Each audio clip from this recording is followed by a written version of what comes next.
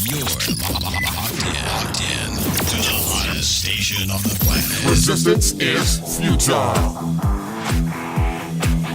The revolution has begun.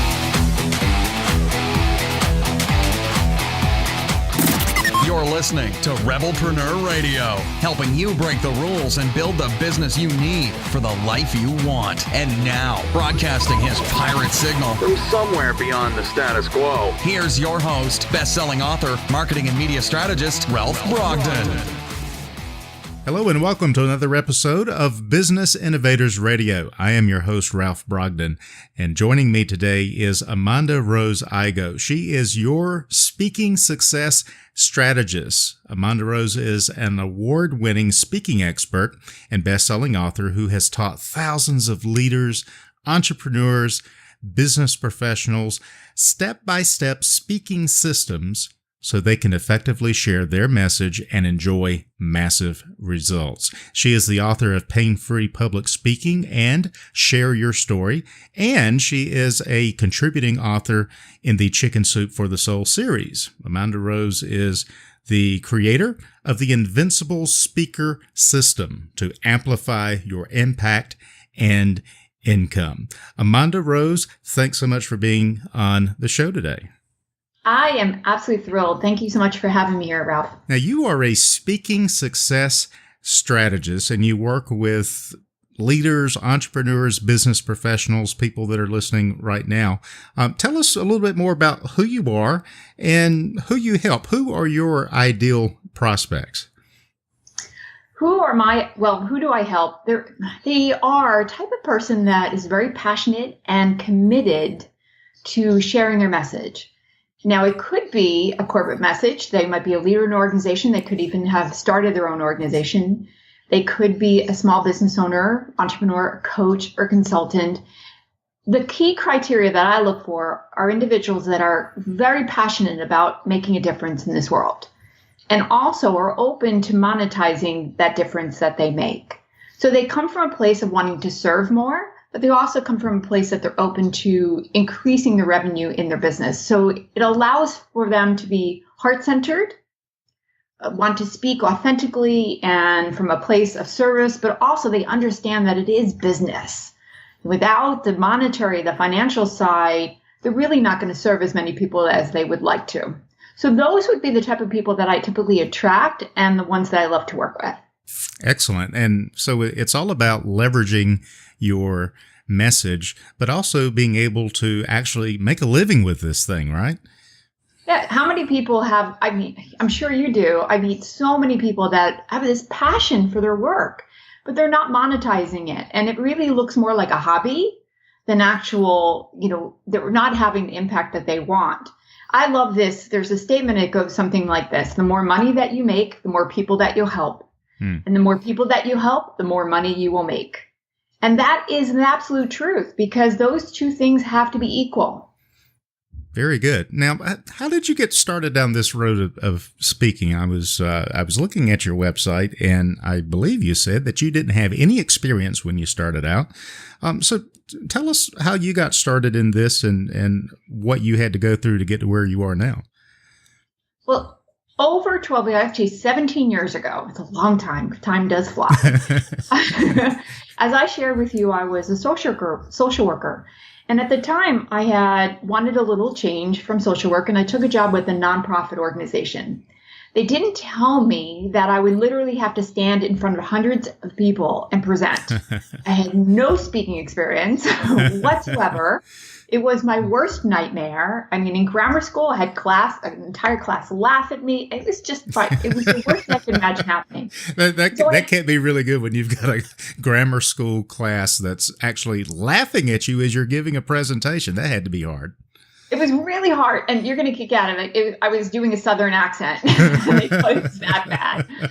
And so here it is. They don't tell me. I take the job, and now I've got to present. And there's not anybody teaching me how to do this in this organization. There's no one that says, here's how we present. There's no format whatsoever. It's like sink or swim. And I could either choose to quit the job, sink, or, go and just kind of wing it. But I figured, you know what? in this situation for a reason. I'm going to make the best of it. And through the process, I was in that job for 5 years. I really had discovered that I had unique talents and gifts when it came to actually presenting, that I was really great at it. But I also loved creating interesting, fun, creative content. So I would take something that was really super boring, like charitable annuities, and come up with games for the audience. And they were having fun. And the board members are like, you need to teach everybody in the organization how to do this. So in my mind, there was this calling waking inside of me to not only be a speaker, but also to teach speaking. But at the time when I took that job, I had no idea or desire to even be a business owner. So here I am. Okay, now I'm going to take this business venture idea and I'm going to be a business owner, and I'm going to be a speaker trainer. But I have to tell you, that was 12 years ago that I walked away from my job, and I've never looked back because I get to do what I love to do every single day. And I get to see the difference that my clients are out there in the world, what they're doing, the results that they're getting, the lives that they're changing. So that keeps me going every single day.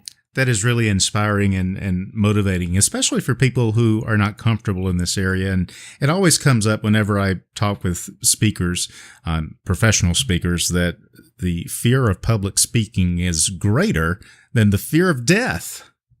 Mm-hmm. Why do you think that is? It's the unknown. If you think about in the education system, even in high school, they're not, unless you do like a debate class, you're not taught anything when it comes to actually speaking. So when you're put in that situation, whether it's in your career that you now have to be a team leader and you have to present to groups, or even have to give a eulogy, that people don't know what they're doing. So all the angst comes from the fear of the unknown.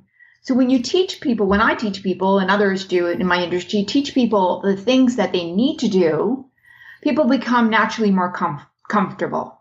They know what they're doing makes sense rather than kind of winging it.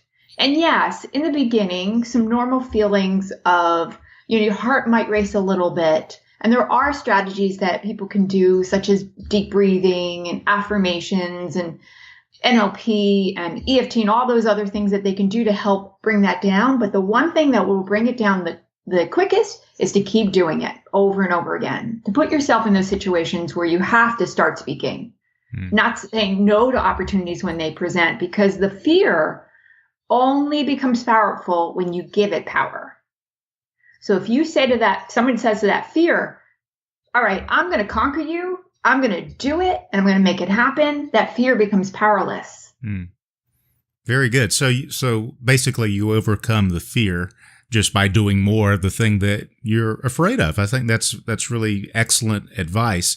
Is that what you did? Walk us through how you went from totally not knowing anything and being very intimidated to now you're actually helping thousands of leaders, entrepreneurs, business people to be able to effectively share their message. What did you do to go from not knowing anything to basically being the speaker goddess that you are?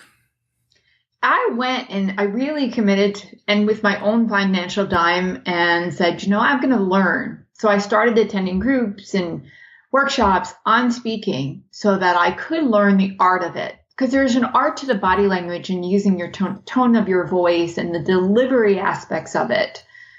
So that's where I started, was in the foundational things. Now, I do have to be clear. The foundational things are appropriate for foundational type presentations. But if people are looking to really to grow their business or to, really inspire thousands of people, then there's a whole nother level. But when I first started, it was all about the basics so that I could get comfortable. Now, I will share with you that even after I started my own business and I would be doing workshops, before my presentation started, I would be down the hallway, deep breathing, doing affirmations, all that, I just had all this feelings coming up, and it really helped me to kind of get into the space and do what I needed to do. But it took me a while before that, I didn't need to do those things anymore. So do you recommend that people just starting out, that they actually rehearse and go through their whole delivery in advance? Or what do you recommend? Is that even a viable strategy? Well, there's two types of situations when you present. The first one is the formal presentation. I'll get to that in 1 second, because I think that this other part would be really helpful. So we've all been put in those situations, or at least most of us, where we've had to present and we've had like 5 minutes to prepare. Yeah. Right?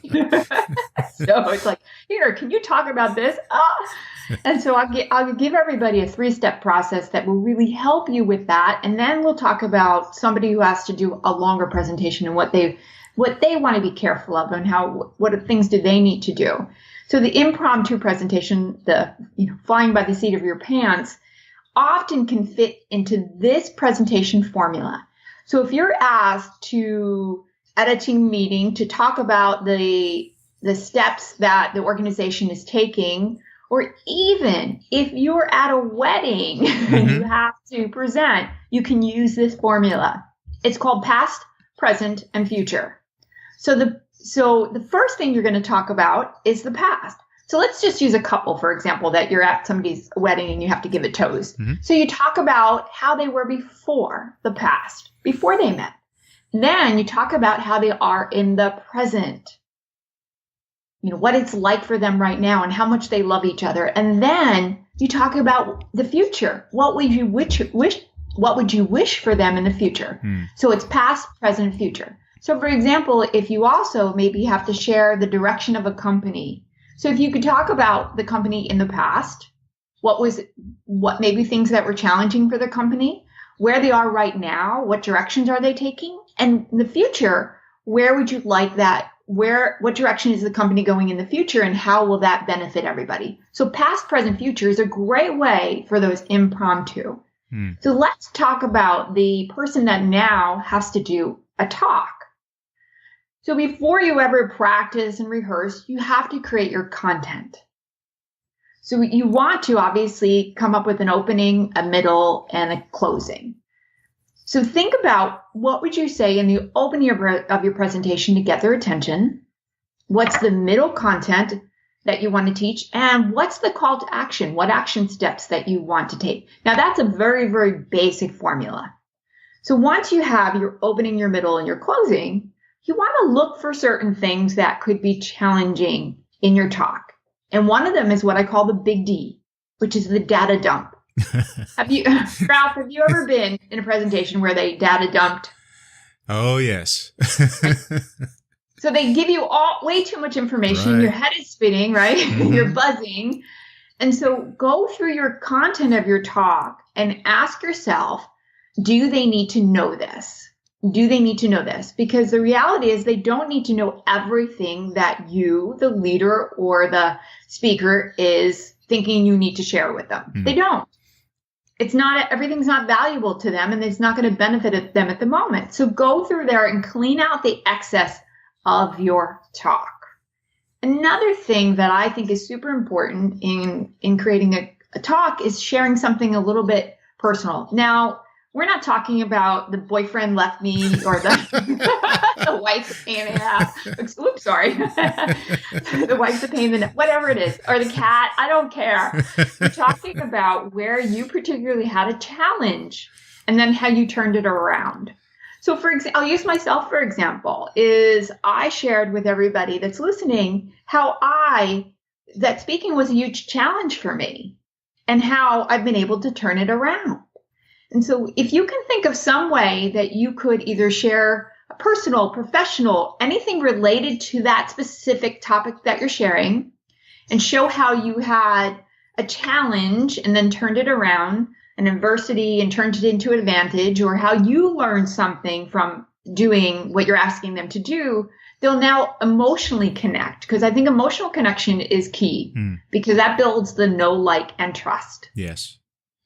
So then once you've got your talk figured out, then you do want to practice. You want to practice it so that you can really just have a couple of bullet points in front of you and know exactly where you're going. So I'll share a technique that I did when I first started speaking. is I would write out my talk and I write it out word for word, what I think I'm going to say. And then as I would practice it, I would read it and practice it. I would take off words. So I would cross out words and then I would, when I get down to less and less words, I would reprint the document. So basically what I'm doing is only using certain words to jog my memory. So I take off excess words and only have a couple words left. So that way I could refer to my notes quickly and easily if I do forget where I'm going. I call them the brain fart moments, which can happen to any of us. We all can have brain farts, right? And you want to have some notes, but bullet points, just a couple of words to keep you on track. So if you practice it that way and pull off the excess, that would be a huge help in knowing your content and being comfortable with just having a few words. That's really good practical advice. I love practical advice and frameworks. And you've got a great framework there. A couple things you said really resonated with me, the past, present, future framework. And, you see that a lot in political speeches, especially the State of the Union. They'll talk about the great history of our nation and all the things that we've overcome. And today we face challenges of our education system and our military and so forth and so on. And then you want to end on a positive note of the future, that there's hope and we're going to work together to get where we want to be as a nation. And so there's kind of that past, present, future template that you're talking about. And that's really universal for whatever it is we have to present. Maybe we will not be presenting the State of the Union, but maybe the state of the business or something on a more local level. The other thing I like, go ahead. And it's easy to remember. Yeah. It's not complicated. So if you have to do a short talk and you only have 5 minutes or 0 minutes to prepare, it's easy for your mind to go and create exactly what you need to say. And it will sound clear and concise instead of just kind of rambling on and wondering, did I make any sense? Yeah. That really makes a whole lot of sense. The other thing I liked about what you shared is the personal story and making the emotional connection with the audience so that they can know, like, and trust you. And again, to go back to the political example, you see politicians doing this all the time, and it's really fun to watch how they try to do it really nonchalantly, but it's kind of obvious, but no one really realizes it's obvious because it's so effective. So they don't just get up in front of a group of people and start talking about what they want to do. They get up there and they say something like, on my way to your fabulous town, I ran into, I don't know, Mrs. Montague or whatever. And there she is back there in the back. Say hi, wave everybody. There she is.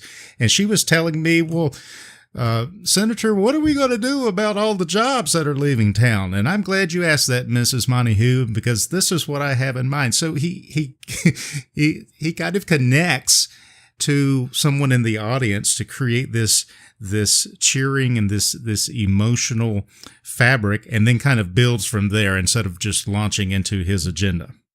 Yep. It's a great example. Yeah. So I that's really cool, the things that you're sharing here.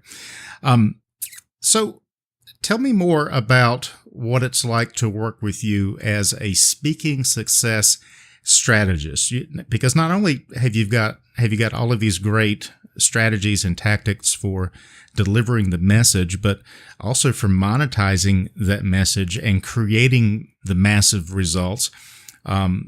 What is it like working with you, and how would working with someone like you really improve someone's chances for success as opposed to trying to figure all this stuff out by themselves?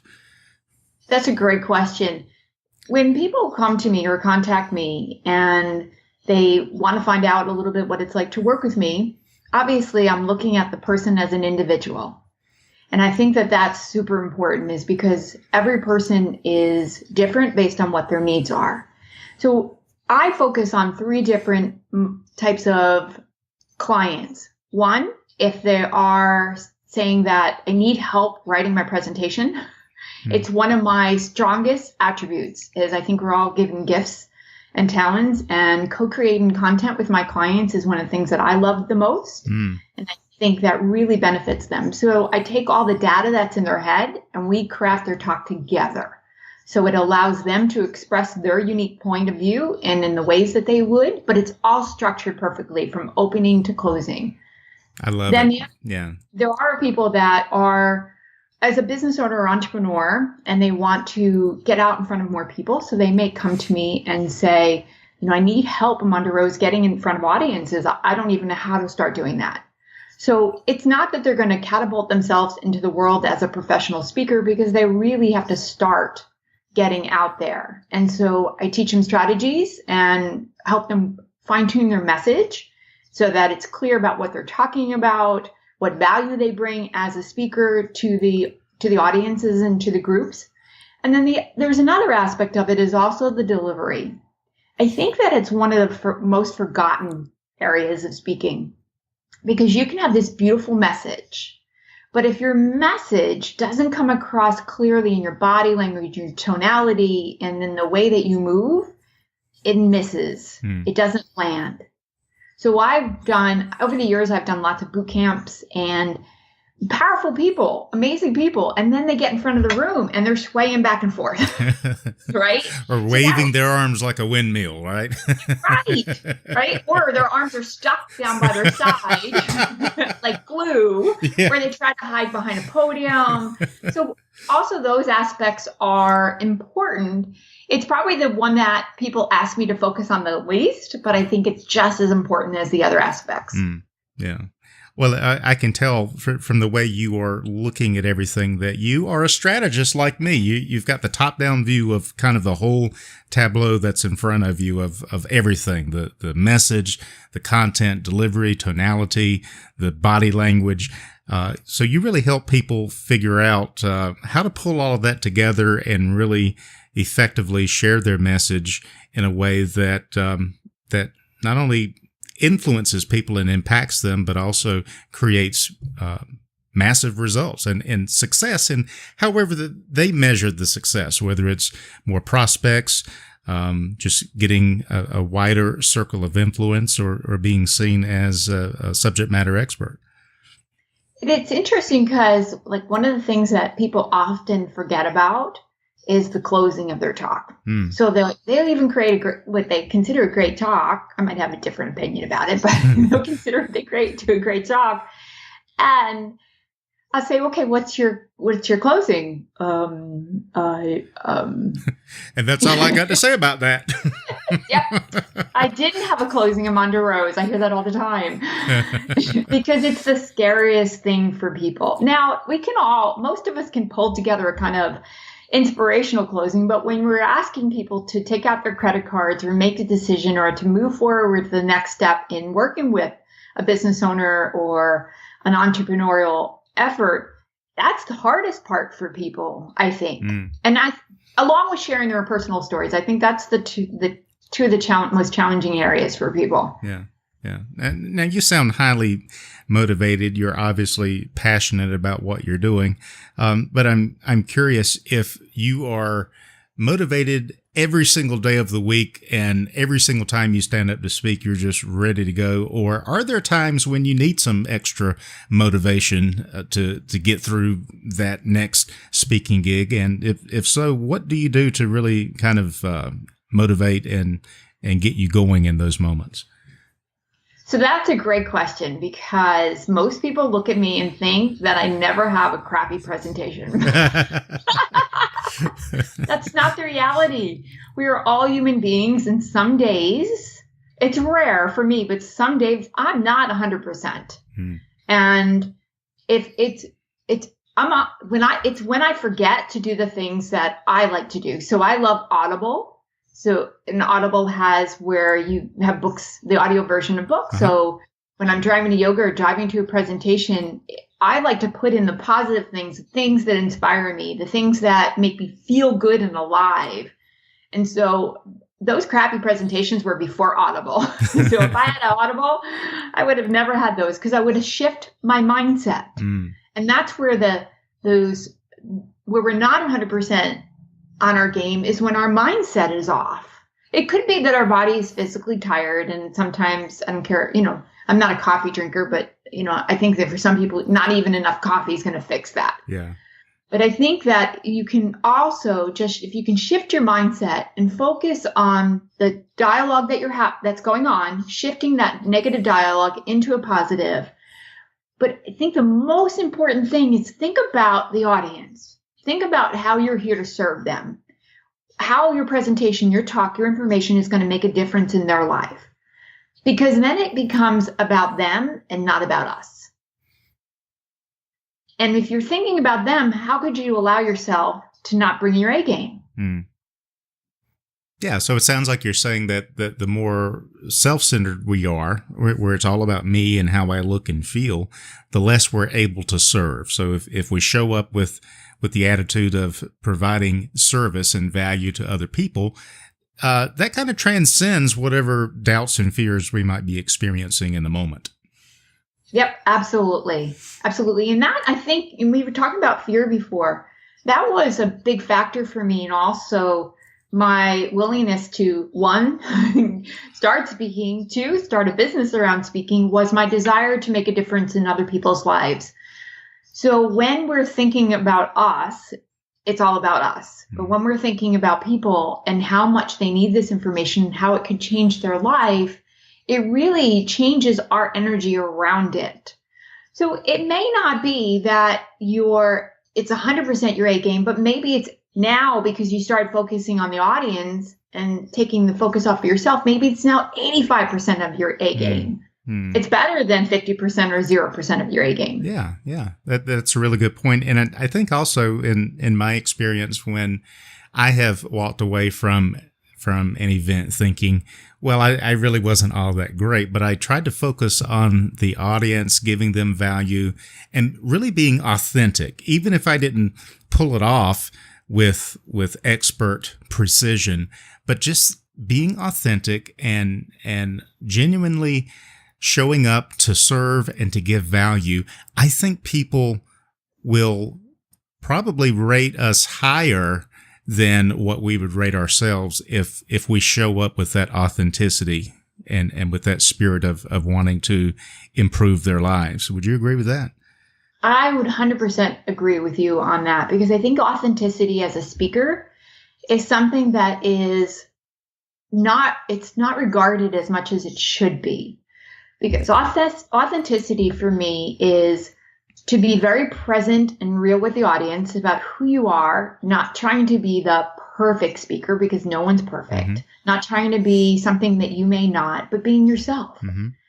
And I found that I'll use myself as an example. When I would go out and do a 45-minute talk somewhere, it'd be great. The results would be awesome. And then people would attend an online training with me or a boot camp, and they'd go, AmondaRose, I even love you more in this environment because I allowed myself to be myself. And so what I've done over the last year or more is really taken that authentic approach and brought it to everything that I do. Yeah. Because I would be worried in the past about being perfect. And that's obviously not something that any of us can ever achieve. And so why not just be ourselves, but bring our best self as a speaker, but allow our unique, authentic heart to come through. And people really resonate with authenticity big time. Yeah, great distinction there between perfection and being 100% who you are, the best you that you can be, as opposed to being perfect or being an imitation of somebody else. That's really, I think, key to this whole idea of really being a successful speaker. AmondaRose, you have been a best-selling author. You've contributed to the Chicken Soup for the Soul series. You've got a lot of great products and services, but I'm curious, are you working on something right now that's got you really excited? Oh, I am so excited. One of my things for me this year, and actually I was talking about it all last year too, it's finally all coming together, is to take a lot of the things that I've taught privately or in higher end live boot camps and things like that and brought those to online programs. And one of the things that I've been wanting to do for a long time is to share. I have a presentation template. It's called Create Your Signature Presentation That Sells.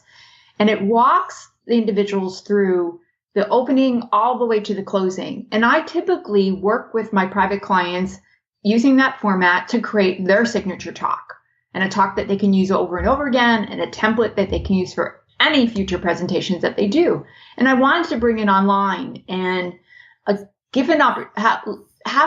have this be an opportunity for people that couldn't work with me privately to be able to have access to it. Mm-hmm.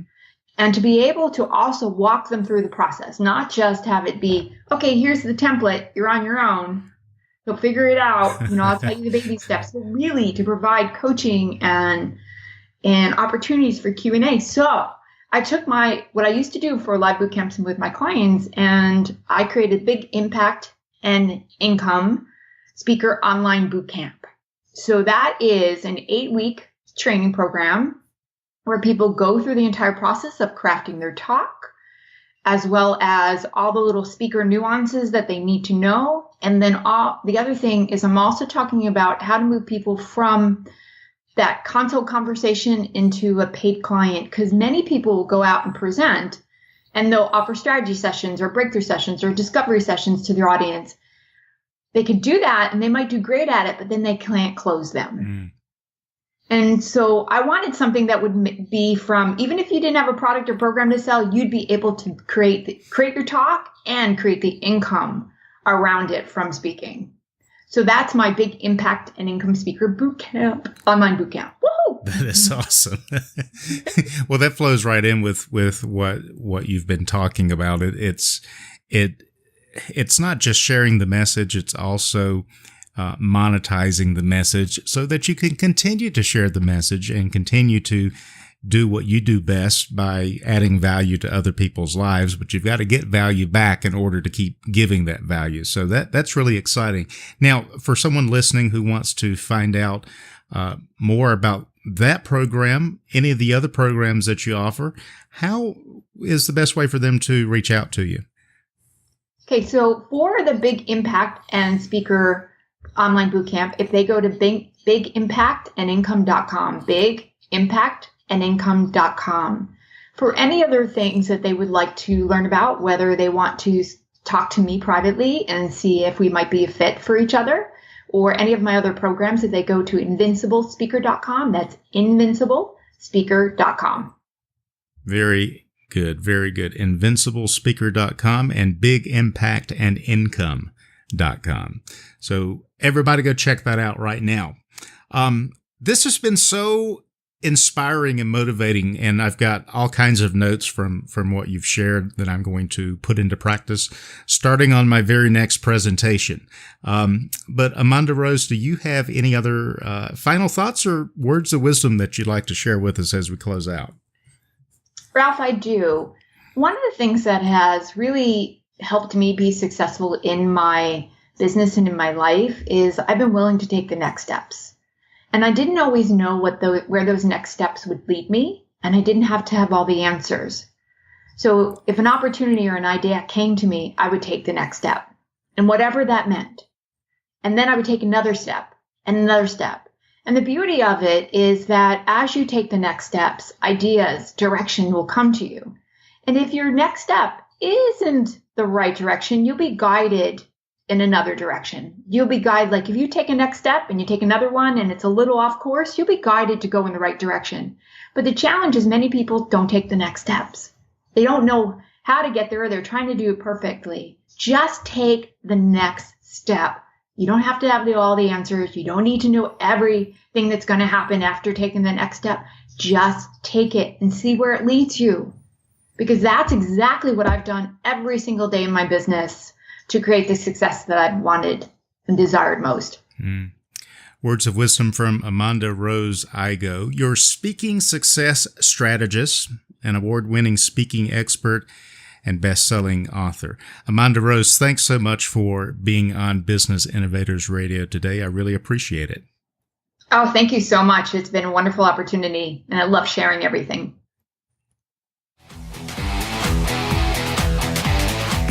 You've been listening to Rebelpreneur Radio with Ralph Brogden. Download the show notes and much more at ralphbrogden.com.